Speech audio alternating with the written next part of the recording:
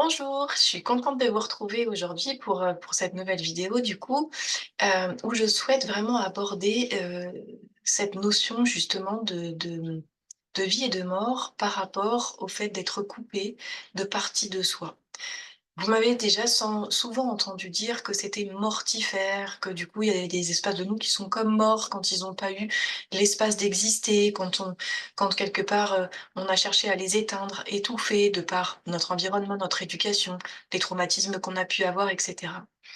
Et depuis quelque temps, je pousse ce questionnement un peu plus loin à chaque fois en me disant: «Mais» je pressentais qu'il y avait une manière de le formuler qui était pas complètement juste et je me suis réveillée il y a quelques jours un matin avec une sorte d'évidence. Ça m'arrive des fois le matin comme ça dans l'entre-deux, sommeil, réveil et dire: «Mais évidemment, en fait, c'est pire que la mort». Alors peut-être que quand je vous m'entendez le dire comme ça peut en interpeller certains qui se disent: «Mais qu'est-ce qu'elle raconte? N'importe quoi, la mort, c'est terrible, c'est la fin, c'est ci, c'est ça». Donc évidemment que je vais partager une vision qui m'est propre, qui est le fruit de mon chemin, de mes expériences, de mes explorations et tout ce qu'on voudra. Donc libre à vous, de trouver que ça fait du sens pour vous ou pas du tout. Donc comme toujours, voilà, je suis pas là pour, disséminer une vérité, je ne crois pas à ça. Je suis en constante évolution, donc à chaque fois, c'est comme des paliers pour moi et je partage à chaque fois les paliers sur lesquels j'arrive. Donc ce palier-là, dont je voulais vous parler aujourd'hui, donc c'est ce fameux: «Waouh, mais en fait, quand je suis coupée de parties de moi, de parts de moi, donc de facettes de qui je suis, de mon être, de ma personnalité, c'est pire que la mort». Donc qu'est-ce que je veux dire quand je le nomme comme ça? Eh bien, c'est une image que je donne souvent et je vous invite à la prendre vous aussi pour me suivre du coup dans ce que je vais vous dire là. Souvent, j'illustre du coup notre être, notre jeu, hein, comme ça, notre je suis, par une boule à facettes. Vous savez, dans les soirées disco, ces magnifiques boules à facettes qui rayonnent et qui reflètent la lumière comme ça dans tous les sens. Bon, bah, imaginons, voilà, ça soit ce que nous sommes. Nous sommes comme cette boule à facettes. Ça constitue notre être, donc notre je suis. Et donc il y a tous ces petits carrés, toutes ces petites facettes justement, qui chacune représente des parts de nous.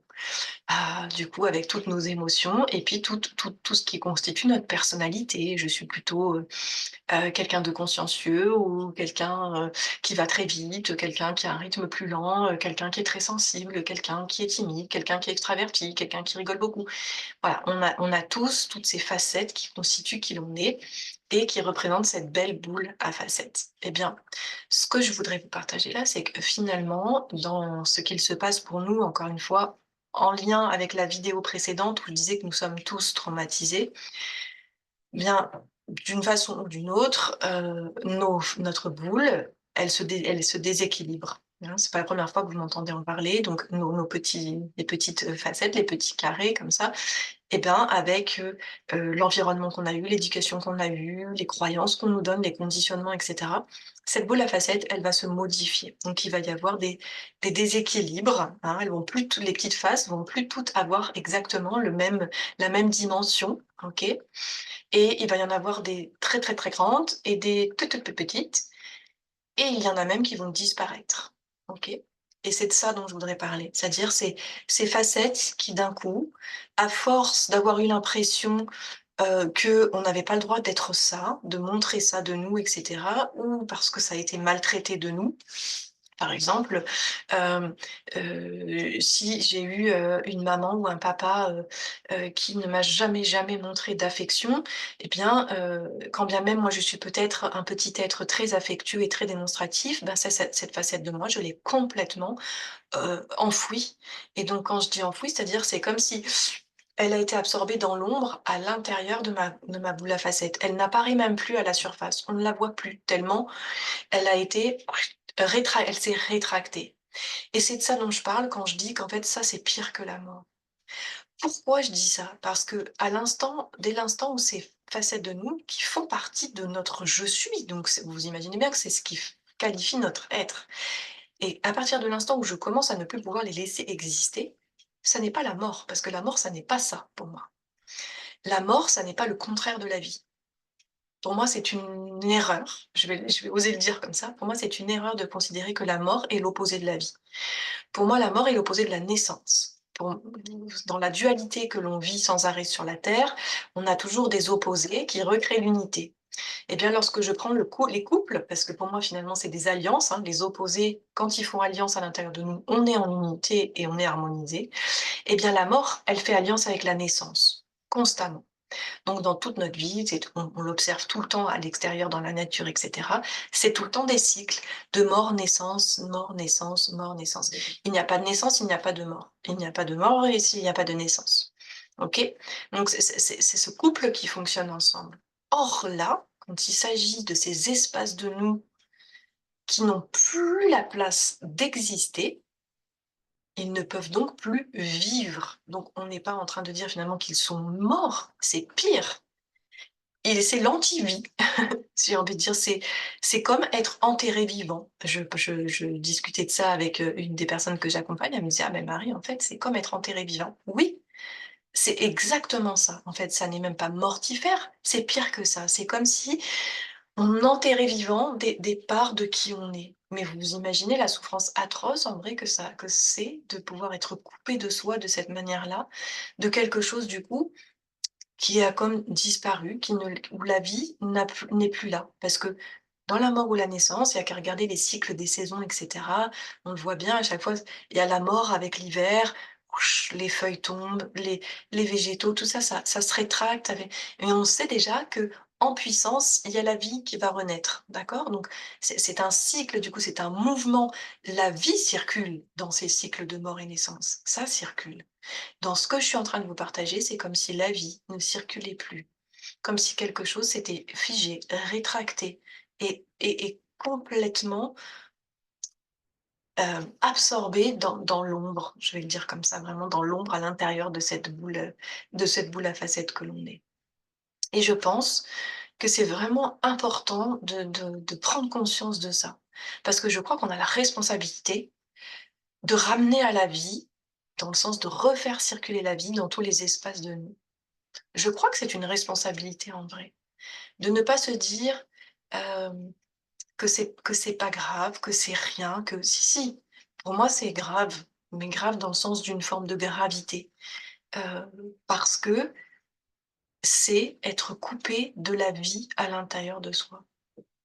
Ça veut dire que la vie ne circule plus de manière naturelle et spontanée, son circuit est coupé et lorsque je prends conscience de ça, pour moi, ça me donne un éclairage du coup sur comment est-ce que c'est possible que certains êtres humains aient des comportements aussi atroces que ceux qu'on peut voir?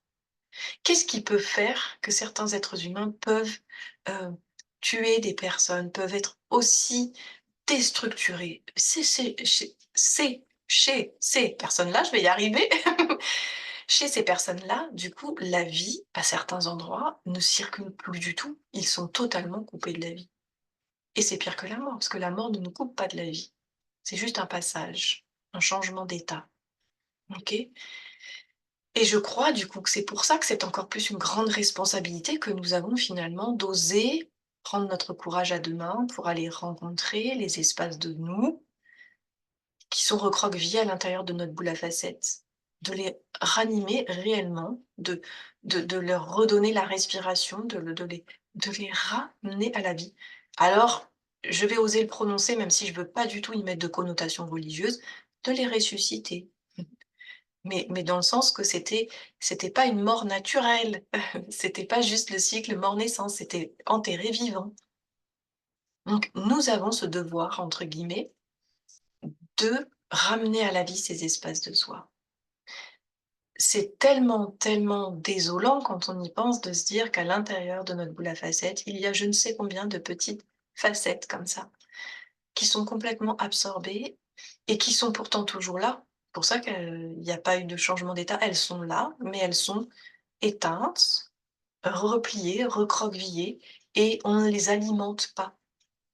C'est pour ça que je dis que la vie ne circule pas. Elles ne sont pas alimentées. Elles ont plus d'air, elles ont plus de nourriture, elles ont plus de lumière. C'est vraiment l'asphyxie, c'est terrible. Je veux dire, si je prends cette image enterré, vivant et j'insiste sur cette sensation-là. C'est ce que nous nous faisons vivre en continuant à garder ces masques inconscients sur nos schémas, sur nos conditionnements, sur nos fonctionnements, sur nos blessures, sur nos traumatismes. Osons, osons aller faire le bouche à bouche à toutes ces petites facettes-là qui sont en un espèce d'entre-deux terrible, du coup, à l'intérieur de nous. Toutes ces facettes qu'on n'a pas pu montrer, on a cru qu'elles étaient pas OK. Elles n'ont pas été validées, légitimées, elles n'ont pas eu la place, elles ont été trop maltraitées, malmenées, et cetera. Nous en avons tous des exemples. Même ceux qui disent que non, je sais très bien que si. C'est juste on n'en a souvent pas conscience. Il y a toujours des espaces de nous qui sont quelque part à l'intérieur de notre boule à facettes, enterrées vivantes et qui attendent que nous, le pilote, nous fassions ce chemin pour aller les rechercher et les ranimer et les ramener à la vie. Donc j'espère de tout cœur que du coup, cet éclairage un peu appuyé pour moi du coup sur ce changement de perspective et de oser vous nommer les choses de manière, beaucoup plus forte parce que j'entends bien que ça peut choquer de dire: «Ah qu'est-ce qu'il peut y avoir de pire que la mort?» parce que pour beaucoup, bah, la mort est la fin totale et je respecte tout à fait ces croyances. Pour moi, ça n'est pas le cas. Encore une fois, je pense que je l'ai suffisamment, explicité là. Pour moi, la mort va avec la naissance, c'est vraiment les 2 faces d'une même pièce, donc c'est des cycles. Et donc c'est des passages et c'est pour ça que du coup je voulais appuyer plus loin, vraiment de pouvoir, nommer cette asphyxie que nous portons tous, encore une fois, et que nous nous transmettons de génération en génération. Osons aller regarder ça. Osons aller rechercher cette facette extrêmement sensible, qui a été moquée, depuis toujours et qui a fini par s'enterrer vivant à l'intérieur de vous. Oser du coup, ce côté, vous êtes peut-être quelqu'un qui a un rythme, qui fait les choses beaucoup plus lentement et peut-être que cette facette, elle a été terriblement dénigrée. On a passé votre temps à vous secouer, à vous dire: «Mais vas-y plus vite, fais plus vite» et que vous avez fini par lutter contre et du coup que cet aspect-là, à nouveau, cette petite facette a disparu et elle est comme ça, en apnée depuis tout ce temps à l'intérieur de vous. Il y en a mille et une des facettes du coup. La vulnérabilité, est-ce qu'elle a pu se montrer cette vulnérabilité? Est-ce que votre côté extraverti, il a eu le droit? Est-ce qu'il a eu sa place? Ou est-ce qu'on vous avez entendu depuis tout petit: «Ah écoute, c'est bon avec ta grande gueule, reste un peu tranquille, chez nous on se montre pas, il faut pas faire de vagues» et que du coup vous qui aviez ce tempérament, extraverti, léger et bien petit à petit à nouveau cette facette voyez le d'un coup la facette qui bouge et qui petit à petit réduit, réduit, réduit, réduit et hop, fait disparaître à l'intérieur, mais elle est toujours là. Elle est toujours là cette facette. Elle est absorbée à l'intérieur, en asphyxie. Elle n'est ni morte, ni rien, elle est juste à l'opposé de la vie n'y circule plus.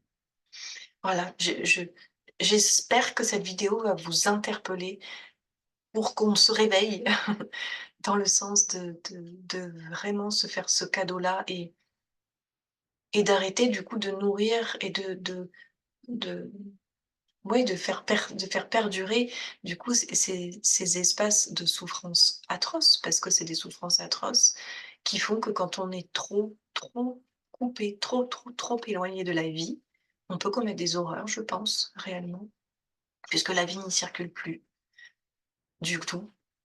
Donc c'est encore plus la désolation que lorsqu'il y a la mort qui attend de laisser la place à la renaissance. C'est encore pire, c'est bien pire. Voilà, je voulais pas faire trop long. Hésitez pas à nouveau, merci pour les commentaires que vous avez laissés sur la précédente vidéo. Je suis toujours très, curieuse et à la fois amusée de voir, comment ça résonne ou pas pour chacun, ce que chacun y lit avec son prisme et son monde et son monde à lui. Donc c'est assez rigolo et bah, hésitez pas non plus à partager, comment cette vidéo, ben, vous parle ou pas, d'ailleurs et osez. Osez aller rechercher ces petites facettes. Dites-vous, maintenant, quand vous y penserez, quand vous osez pas montrer quelque chose de vous, ces facettes inavouables qu'on pense qui sont pas aimables, imaginez qu'elles sont enterrées vivantes et que vous les laissez asphyxier comme ça, mais jusqu'à quand? Voilà, jusqu'à quand est-ce qu'on va faire ça? Et je vous laisse là-dessus. À bientôt.